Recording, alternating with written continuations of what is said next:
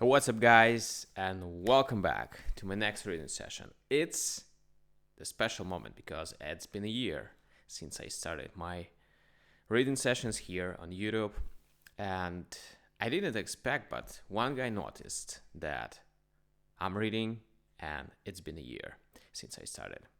So, thank you for noticing, and we're gonna continue. All right, it's Marcus Aurelius Meditations, the sixth book.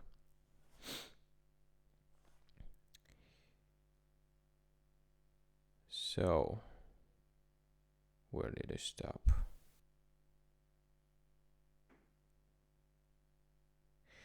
Who can choose by but wonder at them? They will not speak well of them that are at the same time with them and live with them. Yet they themselves are very ambitious that they that shall follow, whom they have never seen, nor shall ever see, should speak well of them, as a man should grieve that he hath not been commended by them that lived before him. Do not ever conceive anything impossible to man which by thee cannot, or not without much difficulty be effected, but whatsoever in general thou canst conceive possible and proper unto any man, think that they were possible unto thee also. Suppose that at the palastra somebody hath all to torn thee with his nails, and have broken thy head.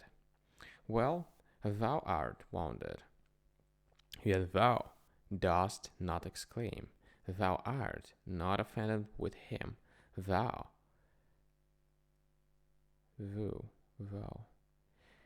dost not suspect him for it afterwards, as one of that watcheth to do thee a mischief. Yet even then, though thou dost thy best to save thyself from him, yet not from him as an enemy. It is not by the way of any suspicion indignation, but by way of gentle and friendly declination. Keep the same mind and disposition of other parts of thy life also.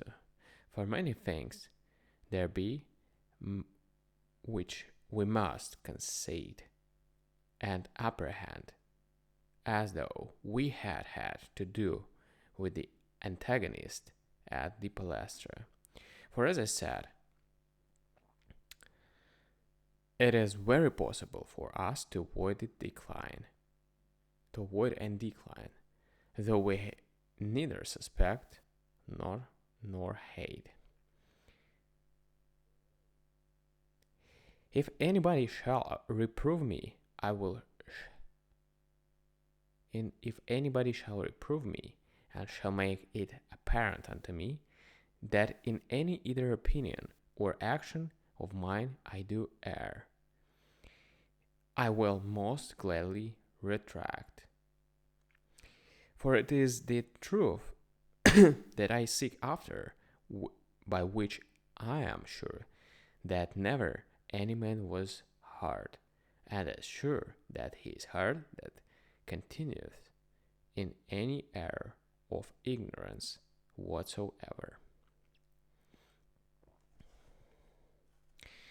I for my part will do what belongs unto me, as for other things, whether things unsensible or things irrational, or if rational, yet deceived and ignorant of the true way, they shall not trouble or distract me. For as for those creatures which are not endued with reason, and all other things and matters of the world whatsoever I freely and generously as one and die endued with reason of things that have known makes use of them. And as for man, towards them as naturally partakers of the same reason, my care is to care myself sociably. But whatsoever it is that thou art about, remember to call upon the gods. And as for the time, how long thou shalt live to do these things, let it be altogether indifferent unto thee. For even 3 such hours are sufficient. Alexander of Macedon, and he that dressed his mules, when once that both came to one. For either they were both resumed under those original rational essences, from whence all things in the world are propagated, or both after one fashion were scattered into atoms.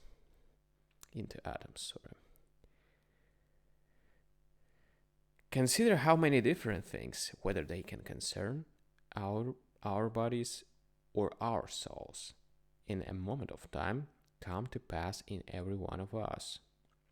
And so thou wilt not wonder if many more things, or rather all things that are done, can at one time subsist and coexist in that both one and general which we call the world.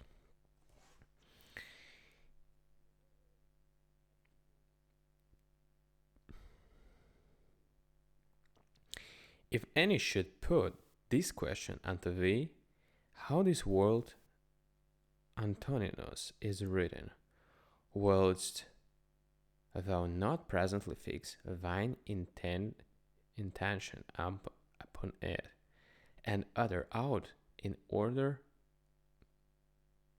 every letter of it.